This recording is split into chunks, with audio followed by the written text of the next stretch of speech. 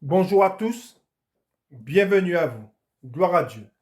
Gloire au Père, au Fils et au Saint-Esprit, comme il était au commencement, maintenant et pour les siècles des siècles. Amen. Dieu Tout-Puissant, au nom de ton Fils, notre Seigneur Jésus-Christ, nous te prions et nous te demandons de nous pardonner. Pardonne-nous nos offenses comme nous aussi nous pardonnons à ceux qui nous ont offensés et délivre-nous du malin. Délivre-nous de tout mal, Père éternel, au nom de ton Fils, notre Seigneur Jésus-Christ. Seigneur Jésus-Christ, Maître, toi le Fils unique du Dieu vivant, du Créateur du ciel et de la terre, du Créateur de toutes choses, nous te prions et nous te demandons de nous pardonner. Pardonne-nous nos péchés comme nous aussi nous pardonnons à ceux qui nous ont offensés et délivre-nous du malin. Délivre-nous de tout mal, Seigneur Jésus-Christ. Esprit Saint, Esprit Consolateur, fortifie-nous, affermis-nous et restaure-nous. Et conduis-nous sur la voie droite qui mène jusqu'à notre Seigneur Jésus-Christ et jusqu'au Dieu le Père. Amen. Nous allons maintenant faire la prière que notre Seigneur Jésus-Christ, notre Maître, nous a enseignée. Et nous disons, Notre Père qui es aux cieux, que ton nom soit sanctifié, que ton règne vienne, que ta volonté soit faite sur la terre comme au ciel. Donne-nous aujourd'hui notre pain quotidien. Pardonne-nous nos offenses, comme nous aussi nous pardonnons à ceux qui nous ont offensés, et ne nous induis pas en tentation, mais délivre-nous du malin, car c'est à toi qu'appartiennent dans tous les siècles le règne, la puissance et la gloire. Amen. Nous allons maintenant faire la lecture du psaume 92. Louange et prospérité du juste. Psaume cantique pour le jour du sabbat. Il est beau de louer l'Éternel et de célébrer ton nom, ô Très-Haut. D'annoncer le matin ta bonté et ta fidélité pendant les nuits, sur l'instrument à 10 cordes et sur le luth, au son de la harpe. Tu me réjouis par tes œuvres, ô Éternel, et je chante avec allégresse l'ouvrage de tes mains. Que tes œuvres sont grandes, ô Éternel, que tes pensées sont profondes. L'homme stupide n'y connaît rien, et l'insensé n'y prend point garde. Si les méchants croissent comme l'herbe, si tous ceux qui font le mal fleurissent, c'est pour être détruits à jamais. Mais toi, tu es le Très-Haut à perpétuité, ô Éternel. Car voici tes ennemis, ô Éternel. Car voici tes ennemis périssent. Tous ceux qui font le mal sont dispersés. Et tu me donnes la force du buffle. Je suis arrosé avec une huile fraîche. Mon œil se plaît à contempler mes ennemis, et mon oreille à entendre mes méchants adversaires. Les justes croissent comme le palmier. Ils s'élèvent comme le cèdre du Liban, plantés dans la maison de l'Éternel. Ils prospèrent dans les parvis de notre Dieu. Ils portent encore des fruits dans la vieillesse. Ils sont pleins de sève et verdoyants, pour faire connaître que l'Éternel est juste.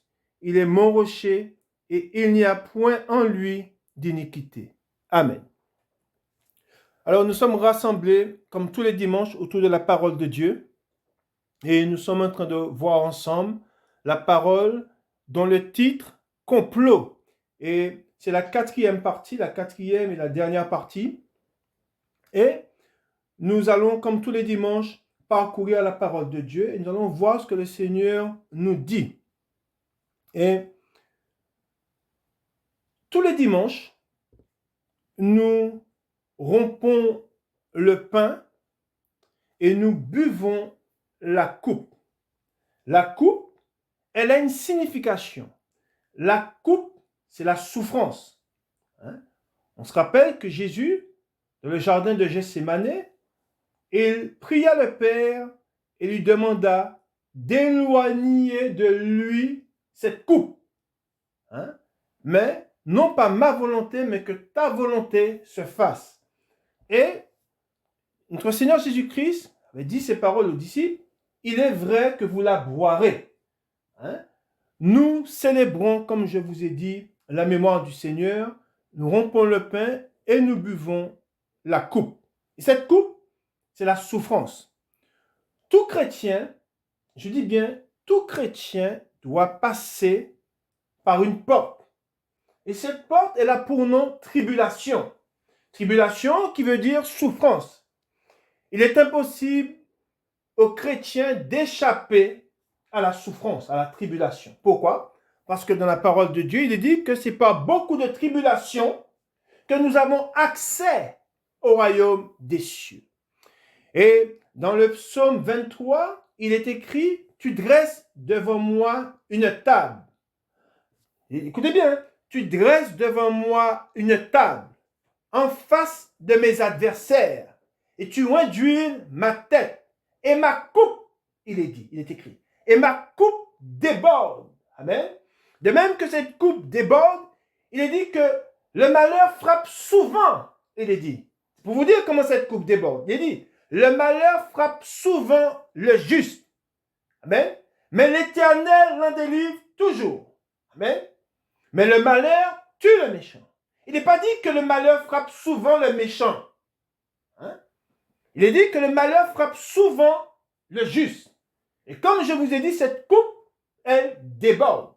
De même qu'elle a débordé pour le Seigneur, de même qu'elle a débordé pour les témoins de la foi. Et à travers les Écritures, nous avons vu comment ils ont souffert. Amen. Et nous qui sommes en Christ, nous qui sommes le corps du Christ, nous sommes appelés à souffrir. Et le Seigneur a dressé une table en face de nos adversaires. Mais il a oint d'huile notre tête. Et cette coupe, il y a une coupe, et cette coupe, elle déborde. Et nous allons voir à travers les Écritures ce qui est dit, ce qui était annoncé d'avance, par quoi Jésus devait passer. Et il est très important de se rappeler et de garder dans notre cœur que nous sommes appelés à souffrir. Nous savons que le diable aujourd'hui répand un évangile de prospérité.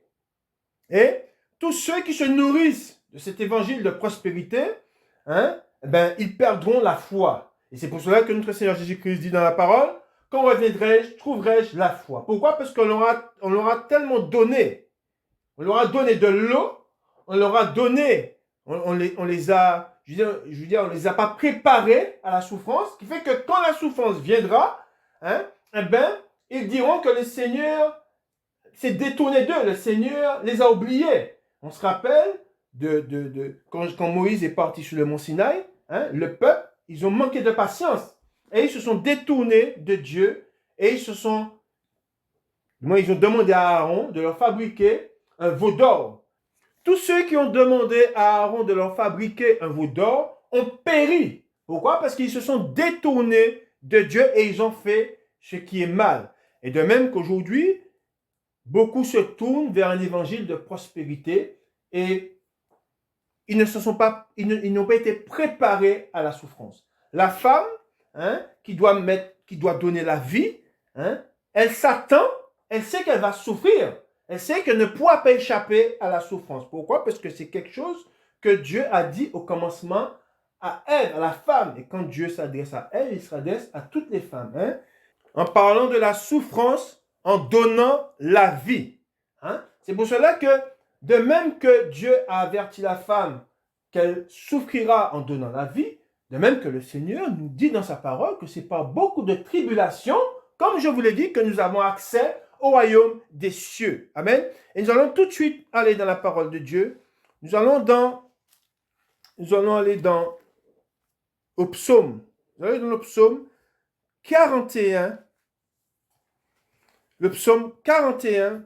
Et nous allons lire à partir du verset 10.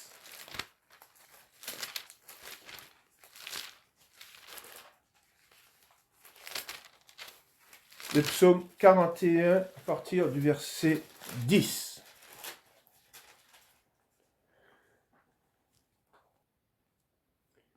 Il est écrit, il est question de Jésus-Christ, amen, celui-là même avec qui j'étais en paix, qui avait ma confiance et qui mangeait mon pain. On se rappelle de la table. Et qui mangeait mon pain, lève le talon contre moi. Amen. Par là, on a annoncé à l'avance les souffrances que le Christ allait rencontrer. Amen. Il savait ce qui allait se passer, mais cette parole, elle est pour nous. C'est une prophétie qui a parlé du Seigneur et qui parle de quoi? Qui parle de la trahison. Hein? De la trahison qui vient de quelqu'un, d'un homme en qui il avait confiance. Et ça fait d'autant plus mal quand ça vient de celui en qui on avait confiance. Mais encore une fois, si cela est arrivé au Christ, cela nous arrivera aussi. Des chrétiens rencontrent cela. Amen. Et il est très important de garder ce qui est dit dans la parole de Dieu, de ce qui nous est annoncé. Pourquoi? Pour être prêt. Amen. Et on se rappelle de ce que notre Seigneur Jésus-Christ a dit dans la parole. Si je vous dis ces choses, c'est qu'afin qu'elles ne soient pas pour vous une occasion de chute. Amen. Et voilà pourquoi le Seigneur nous annonce la tribulation. Voilà pourquoi le Seigneur nous annonce tout ce qui va arriver aux chrétiens. Et il est question de complot, c'est ce que le Seigneur Jésus-Christ a rencontré. Et on l'a vu quand on a commencé la parole, maintenant on est au 4e dimanche. On a fait la lecture de tous ceux à qui on a fait des complots. David, il a connu un complot et nous avons vu dans la parole de Dieu un complot qui a pris vie dans sa patrie, dans sa maison. Et cela l'a impacté, cela l'a touché. Et cela l'a touché d'autant plus que cela venait de son fils. Amen. Et c'est pour cela que le chrétien doit s'attendre à être trahi. Pourquoi? Parce que, encore une fois, il y a un esprit de jalousie. Amen. Nous continuons dans la parole de Dieu. Dans la parole de Dieu, il est dit, Jésus-Christ a donné cette parabole où il parle des deux maisons. De celui qui a bâti sur le sable et de celui qui a bâti sur le roc. Nous avons bâti sur le roc. Et c'est quoi? Qu'est-ce que le roc? Le roc, c'est Christ, c'est la parole de Dieu. Et c'est pour cela qu'il est dit et c'est ce que nous devons garder. Amen. Afin que notre maison ne s'écroule pas. Et c'est pour cela que nous allons dans Josué, nous allons voir ce que l'Éternel a dit à Josué. Nous lisons dans Josué au chapitre 1 et à partir du verset 8. Chapitre 1, le verset 8. Et cette parole qui est dit, que l'Éternel a dit à Josué, cette parole, elle nous est dit aussi. Amen. Et quelle est cette parole? Que ce livre de la loi ne s'éloigne point de ta bouche. Amen.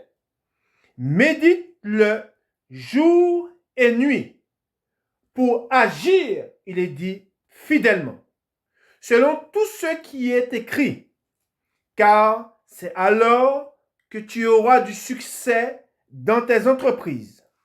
C'est alors que tu réussiras. Ne t'ai-je pas donné cet ordre? Fortifie-toi et prends courage. Ne t'effraie point et ne t'épouvante point, car l'Éternel, ton Dieu, est avec toi dans tout ce que tu entreprendras. Et à travers ce que nous venons de lire, nous devons nous rappeler cette parole dans les Écritures, au psaume 119, au verset 57, où il est écrit « Ma part, ô Éternel, je le dis, c'est de garder tes paroles. » Amen. C'est ça notre part. Notre part, c'est de garder la parole de Dieu. Amen. De méditer sur cette parole et de la garder dans notre cœur. Pourquoi? Parce que le Seigneur nous avertit. Et de même que de Jésus-Christ, il a été annoncé dans les psaumes, tous parce que tout ce qu'il devait passer. Amen. Amen. De même, nous allons lire un passage et nous allons voir ce qui avait été dit de lui, ce qu'il avait dit. Amen. Et ce qui est dit de lui, c'est ce qui est dit de nous. Amen. Pourquoi? Parce que nous sommes le corps du Christ et que le Seigneur vit en nous. Amen. Nous allons dans le psaume 71. Le psaume 71, et nous allons lire à partir du verset 10. À partir du verset 10. Psaume 71, à partir du verset 10. Il est écrit: Car mes ennemis parlent de moi, et ceux qui guettent ma vie se consultent entre eux, disant, Dieu l'abandonne. Poursuivez, saisissez-le, il n'y a personne pour le délivrer. Ô Dieu, ne t'éloigne pas de moi, mon Dieu, viens en hâte à mon secours, qu'ils soient confus, exterminés ceux qui en veulent à ma vie, qu'ils soient couverts de honte et d'opprobre ceux qui cherchent ma perte. Et moi, j'espérerai toujours, je te louerai de plus en plus, ma bouche publiera ta justice, ton salut chaque jour, car j'ignore quelles en sont les bornes. Je dirai tes œuvres puissantes. Seigneur éternel, je rappellerai ta justice, la tienne seule. Amen. Voilà ce qui est dit sur Jésus-Christ. Voilà ce que nous devons nous rappeler. Et ce que nous devons nous rappeler, c'est ce qui est dit du Seigneur. C'est ce qui est dit aussi pour nous. Amen. Nous continuons dans la parole de Dieu. Par rapport au passage que nous venons de lire dans Josué, nous voyons que l'Éternel lui dit que ce livre de la loi ne s'éloigne pas de ta bouche. Que le Seigneur l'appelle à garder sa parole. De même que je vous ai dit que nous avons lu ce passage, ma part, ô Éternel, notre part, c'est de garder la parole de Dieu. Pourquoi? Parce que cette parole, nous sommes gardés par cette parole. Nous nous édifions sur cette parole. Amen. Le chrétien est gardé par la parole de Dieu. Et c'est par cette parole qu'il est conduit. Amen. Et de même que le Seigneur est venu, apparu et nous a donné cette parole, amen, et cette parole qu'il nous a donnée, nous devons la garder. Et lui-même, Jésus-Christ, et de quoi il est question dans la parole de Dieu? Qu'est-ce que Jésus-Christ, de quoi il a parlé? Il nous a parlé de la condition de l'homme. Il nous a dit la vérité, qu'il est venu pour nous sauver. Mais il nous a aussi parlé du cœur de l'homme. On sait que le complot ne vient pas de Dieu. Amen. S'il y a des complots contre toi, cela ne viendra pas de moi. Cela vient d'où? Cela vient du cœur de l'homme charnel. Et c'est pour cela que, en parlant du cœur charnel, Jésus-Christ, qui connaissait, c'est très important de se rappeler, et c'est pour cela que nous ne devons pas nous éloigner de la parole de Dieu, il est très important de se rappeler de ce que Jésus pensait, disait du cœur de l'homme. Amen. Et nous allons dans Jean au chapitre 2, Jean chapitre 2, et nous lisons à partir du verset 23. Nous lisons Jean chapitre 2, le verset 23. Pendant que Jésus était à Jérusalem à la fête de Pâques, plusieurs crurent en son nom, voyant les miracles qu'il faisait. Mais Jésus ne se fiait point à eux, parce qu'il les connaissait tous et parce qu'il n'avait pas besoin qu'on lui rende témoignage d'aucun homme. Car, il est écrit, car il savait lui-même ce qui était dans l'homme. Amen. De même que Jésus-Christ, Dieu savait lui-même ce qu'il y avait dans le cœur de l'homme, de même, l'Esprit de Dieu qui vit en nous, nous met en garde contre les hommes, contre l'homme charnel, pas contre ceux qui sont habités du même esprit que nous. Ils ont l'Esprit de Dieu, il n'y a pas de méfiance à avoir, je dirais, envers celui qui est véritablement qui a véritablement l'Esprit de Dieu, qui est né de nouveau, qui marche avec le Seigneur. Nous marchons main dans la main. Mais pour celui qui en a éprouvé l'Esprit, on voit les fruits, on voit qu'il ne porte pas des fruits selon Christ. Celui-là est l'homme en général qui n'est pas né de nouveau et qui nous annonce la paix.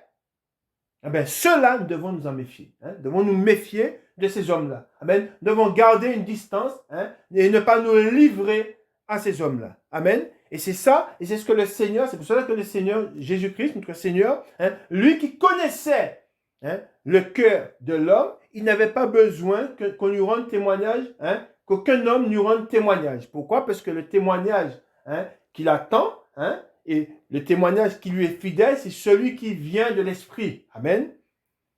Nous continuons dans la parole de Dieu. Nous continuons dans la parole de Dieu et nous allons dans Matthieu. Matthieu, et nous allons lire maintenant Matthieu au chapitre 26. Le titre, Histoire de la passion, complot, il est écrit, contre Jésus-Christ. Je répète, complot contre Jésus-Christ. Amen. Et comme je vous ai dit précédemment, dans toute la parole qui a été dite précédemment les autres dimanches, complot n'est pas un mot vulgaire. Les complots existent. Il y a des complots dans le monde. Il y a des complots contre des nations. Il y a des complots contre des hommes. Et cela a toujours existé dans l'histoire de l'homme. Des rois ont été mis à mort par des complots. On voit dans les Écritures. Il y a eu des complots contre des rois. Et ces rois furent mis à mort. Et il y a eu un complot contre notre roi Jésus-Christ. Et cela nous est rapporté dans les Écritures. Et c'est ce que nous allons lire. Histoire de la passion, complot contre Jésus-Christ. Matthieu 26, chapitre. Lorsque Jésus eut achevé tous ses discours, il dit à ses disciples, vous savez que la Pâque a lieu dans 2 jours et que le Fils de l'homme sera livré pour être crucifié.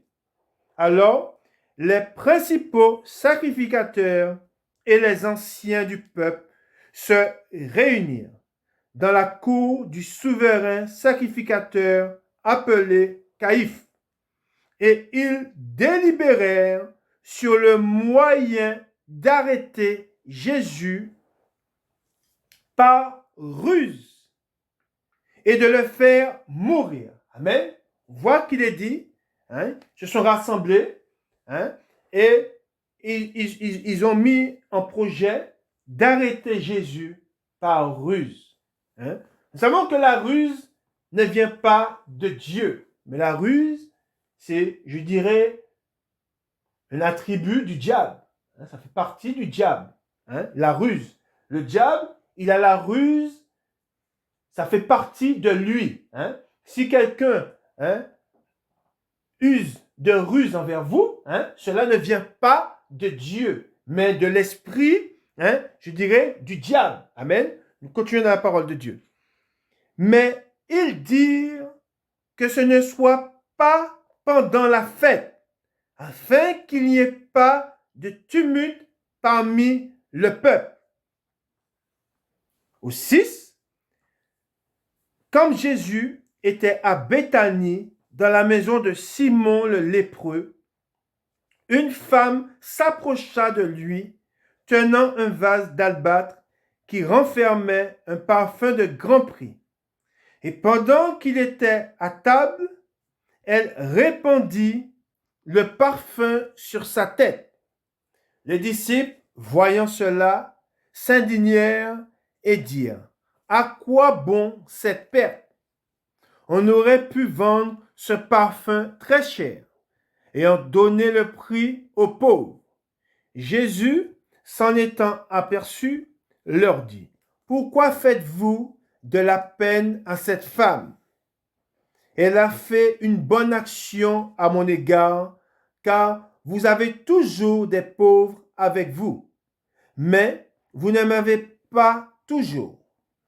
En répandant ce parfum sur mon corps, elle l'a fait pour ma sépulture.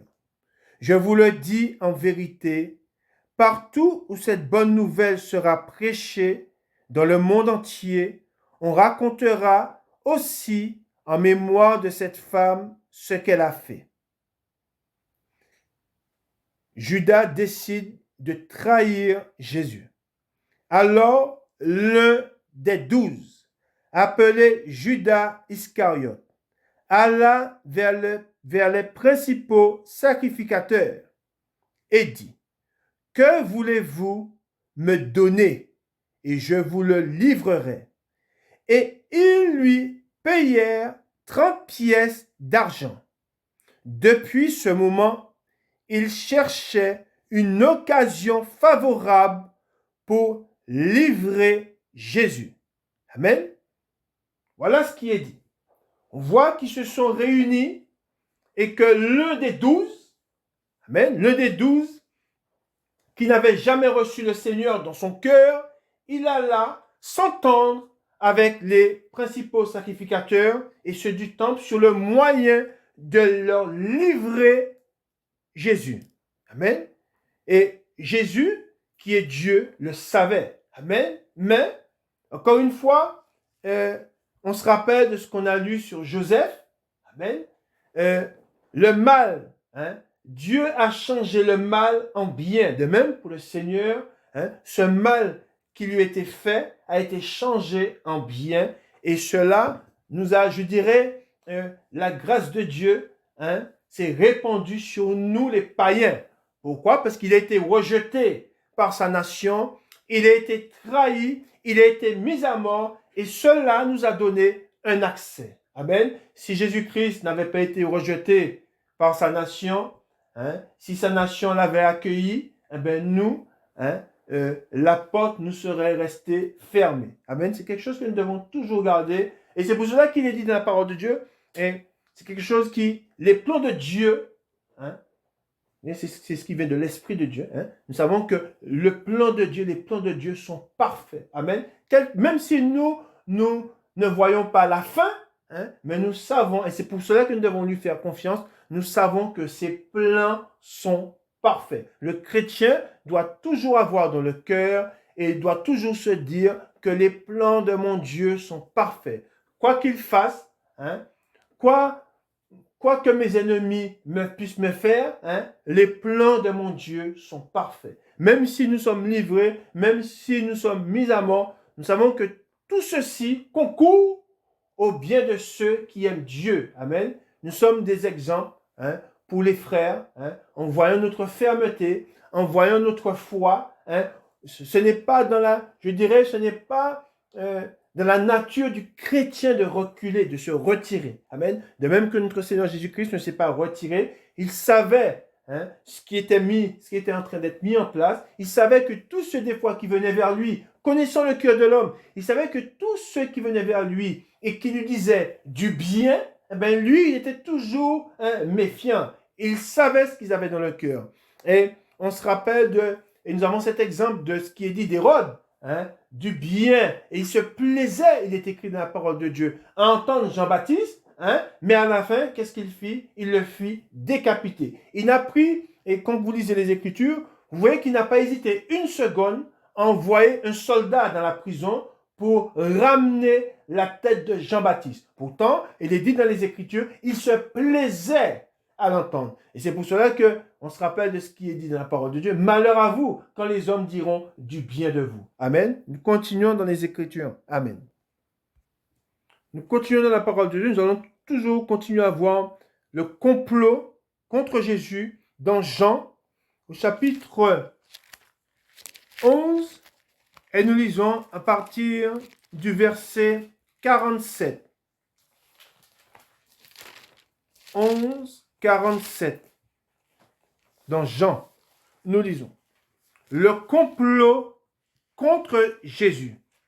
Alors, les principaux sacrificateurs et les pharisiens assemblèrent le Sanhédrin et dirent: que ferons-nous? Car cet homme fait beaucoup de miracles. Si nous le laissons faire, tous croiront en lui. Et les Romains viendront détruire et notre ville et notre nation. L'un d'eux, Caïphe, qui était souverain sacrificateur cette année-là, leur dit: vous n'y comprenez rien. Vous ne réfléchissez pas qu'il est dans votre intérêt qu'un seul homme meure pour le peuple et que la nation entière ne périsse pas. Or, il ne dit pas cela de lui-même, mais étant souverain sacrificateur cette année-là, il prophétisa que Jésus devait mourir pour la nation. Et ce n'était pas pour la nation seulement, c'était aussi afin de réunir en un seul corps les enfants de Dieu dispersés. Et en cela, je fais une parenthèse, il est question de nous. Amen. Hein? Des deux nations, je ferai qu'une seule nation. Une seule nation qui soit consacrée à Jésus-Christ, qui soit consacrée à Dieu, et une nation qui naît de Jésus-Christ. Comment? Par la foi. Amen. Et ensuite, il est dit, dès ce jour, ils résolurent de le faire mourir. C'est pourquoi Jésus ne se montra plus ouvertement parmi les Juifs, mais il se retira dans la contrée voisine du désert, dans une ville appelée Éphraïm. Et là, il demeurait avec ses disciples. Amen. Voilà ce qui est dit. On voit que le complot qui avait été, je dirais, mis en place, amen, ce complot, comme je vous l'ai dit, a été changé en bien. Pourquoi? Parce que le fait que Jésus-Christ soit mis à mort, hein, eh bien cela, hein, en sachant qu'il est venu dans le monde pour nous réconcilier avec Dieu, eh bien, par son sacrifice, amen, nous avons été lavés, nous avons été purifiés, et c'est pour cela qu'aujourd'hui, tous ceux qui ont cru, car c'est par la foi que nous sommes sauvés, tous ceux qui ont cru en l'œuvre de Dieu, en Jésus-Christ, amen, eh bien, tout cela, hein, quoi qu'ils aient fait par le passé, sont sauvés. Amen. Mais encore une fois, le complot ne vient pas de Dieu, mais Dieu le change, hein, en bien. Amen. Nous continuons dans la parole de Dieu. Voir que Jésus-Christ a connu le complot, on sait comment ça s'est terminé. Ça s'est terminé par sa mise à mort. Hein? Et je vous ai dit qu'il y en a d'autres encore, et nous allons le voir, qui ont connu des complots. Hein? Et c'est pour cela que nous devons nous attendre à ce qu'il y ait des complots contre nous. Ça fait, je dirais, ça fait partie des tribulations. Hein? Nous allons lire encore un homme qui a connu le complot. Et cet homme, c'est l'apôtre Paul. Hein? On va lire dans les Écritures, dans Actes. Nous allons dans Actes, au chapitre 9, et nous lisons à partir du verset 23. Actes, au chapitre 9, le verset 23. Saul à Jérusalem et à Tars. Au bout d'un certain temps, les Juifs se concertèrent pour le tuer. On voit que là, les Juifs, eh ben, ils ont pris connaissance, hein, que la grâce de Dieu avait touché Saul, et ils se sont concertés pour le faire mourir. Hein. Pourquoi? Parce que il faut bien comprendre une chose, hein, c'est l'esprit du diable, hein, qui les anime. Pourquoi? Parce que ils ont, je dirais, ils ont en haine la vie. Hein. La vie, pour eux, c'est quelque chose dont ils ont horreur. Qui dit la vie? Qui dit Christ? Encore une fois, c'est à travers nous, c'est l'esprit de Dieu. Hein. À travers l'apôtre, du moins à travers Saul, qu'est-ce qu'il voyait, qu'est-ce qu'il ressentait? C'était l'esprit de Dieu. Hein. Et on va le voir dans la parole de Dieu. Nous n'avons pas à combattre contre la chair, mais contre des esprits méchants. Hein. Nous continuons à partir du verset 25. Mais pendant une nuit, les disciples le prirent et le descendirent par la muraille dans une corbeille. Nous continuons dans Actes. Nous allons toujours voir le complot contre la vie de Paul. Et nous allons au chapitre 23, Actes chapitre 23. Actes au chapitre 23. Et nous lisons à partir du verset 12. Nous lisons, complot contre la vie de Paul.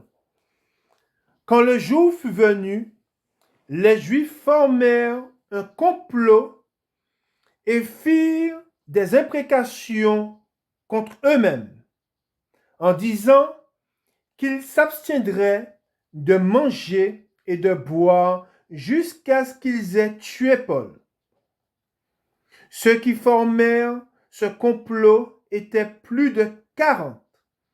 Et ils allèrent trouver les principaux sacrificateurs et les anciens, auxquels ils dirent: nous nous sommes engagés avec des imprécations contre nous-mêmes à ne rien manger jusqu'à ce que nous ayons tué Paul. Et je fais une parenthèse. Je vous ai dit qu'ils veulent tuer, entre guillemets, ce qu'ils cherchent à tuer et qu'ils ne peuvent pas tuer, c'est l'esprit. Hein? On sait que l'œuvre que Jésus-Christ est venu accomplir, et quelle est cette œuvre? C'est détruire les œuvres infructueuses des ténèbres.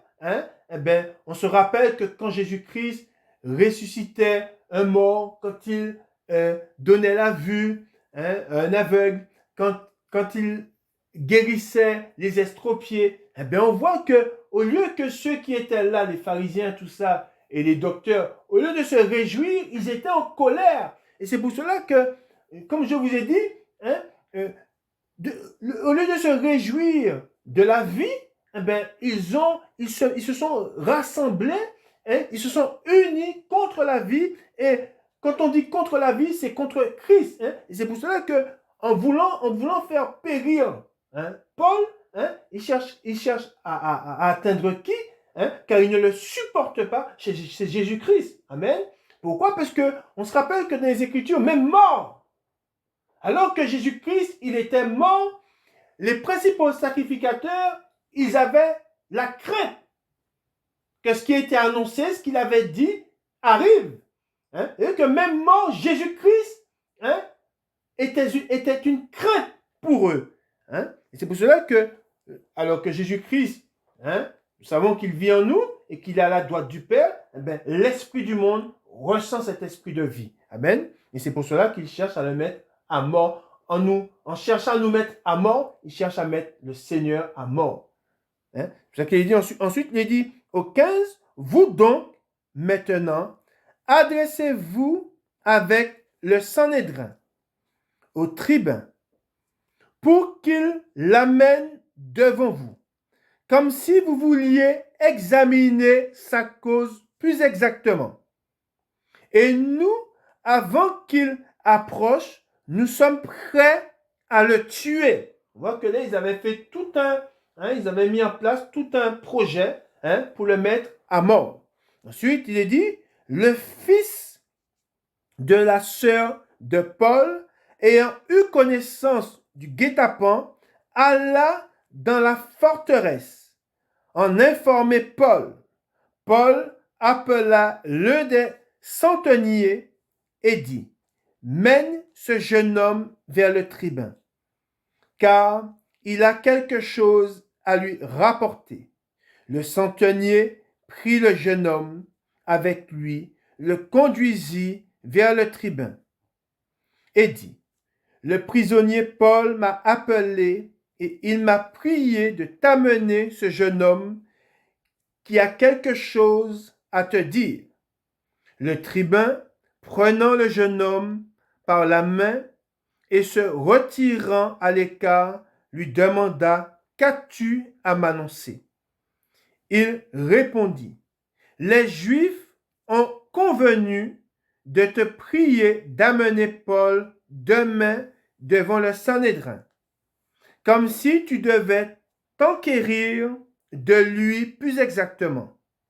Ne les écoute pas, car plus de 40 d'entre eux lui dressent un guet-apens et se sont engagés avec des imprécations contre eux-mêmes à ne rien manger, ni boire jusqu'à ce qu'il l'ait tué. Maintenant, ils sont prêts et n'attendent que ton consentement. Le tribun renvoya le jeune homme après lui avoir recommandé de n'en parler à personne de ce rapport qu'il lui avait fait. Amen. Voilà ce qui devait être dit sur le complot contre la vie de Paul. Nous continuons, nous allons dans Éphésiens au chapitre 6.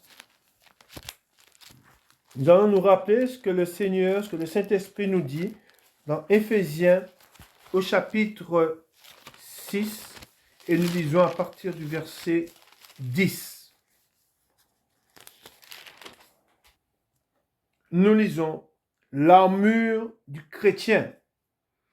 Au reste, fortifiez-vous dans le Seigneur et par sa force toute puissante. Revêtez-vous de toutes les armes de Dieu, afin de pouvoir tenir ferme contre les ruses du diable. Car nous n'avons pas à lutter contre la chair et le sang, mais contre les dominations, contre les autorités, contre les princes de ce monde de ténèbres. Amen. Et je vous ai dit, quand Jésus-Christ nous dit que le complot ne vient pas de lui, cela vient du diable. Amen. Et c'est comme quand il est dit la tentation. On parle de la tentation. La tentation ne vient pas de Dieu, mais la tentation vient du diable.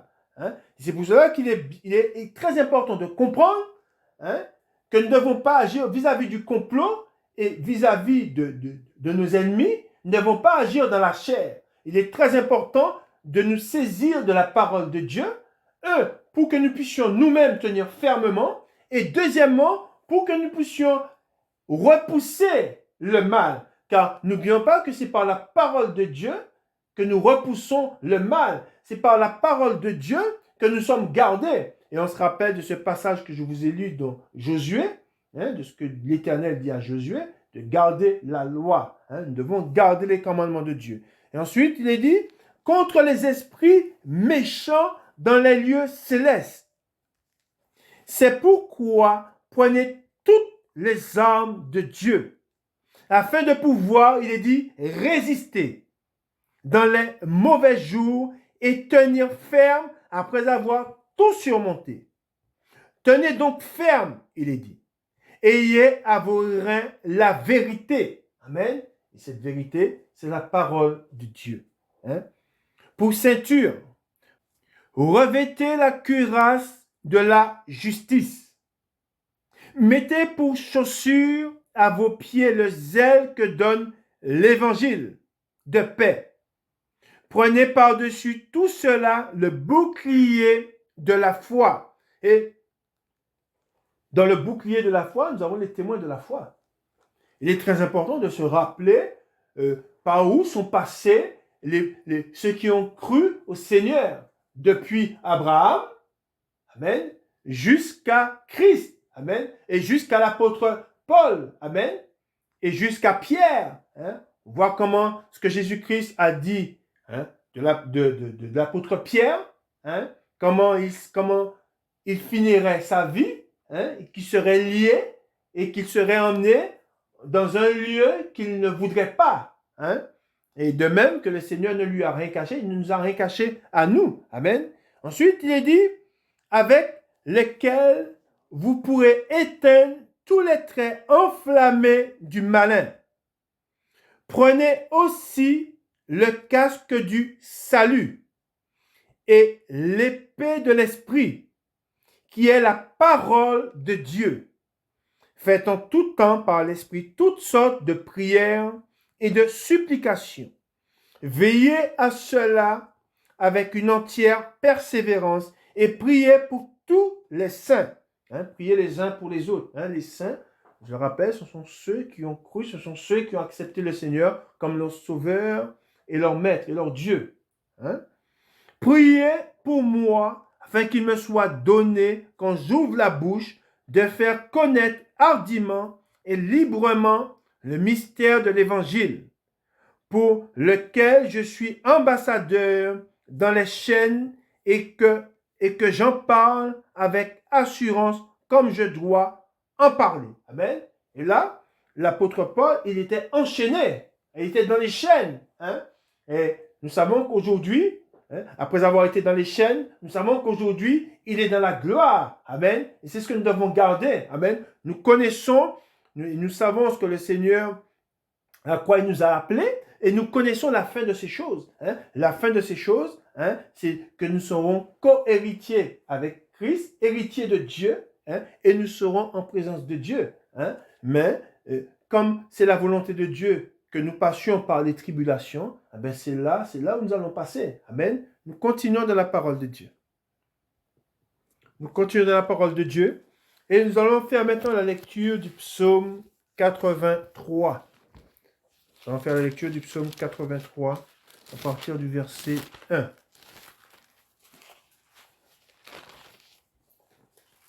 Psaume 83. Prière d'imprécation contre les ennemis d'Israël. Et nous sommes Israël. Nous avons été greffés de l'olivier sauvage. Nous sommes passés à l'olivier franc. Amen. Cantique, psaume d'Asaph. Ô Dieu, ne reste pas dans le silence. Ne te tais pas et ne te repose pas, ô Dieu. Car voici tes ennemis. S'agitent, ceux qui te haïssent lèvent la tête. Ils forment contre ton peuple des projets pleins de ruses. Et ils délibèrent contre ceux que tu protèges. Venez, disent-ils, exterminons-les du milieu des nations. Et qu'on ne se souvienne plus du nom d'Israël. Ils se concertent tous d'un même cœur. Ils font une alliance contre toi. Les tentes d'Édom et les Ismaélites, Moab et les Agaréniens, Gebal, Ammon, Amalek, les Philistins avec les habitants de Tyr. La Syrie aussi se joint à eux. Elle prête son bras aux enfants de Lot. Pause. Traite-les comme Madian, comme Sisera, comme Jabin au torrent de Kizon.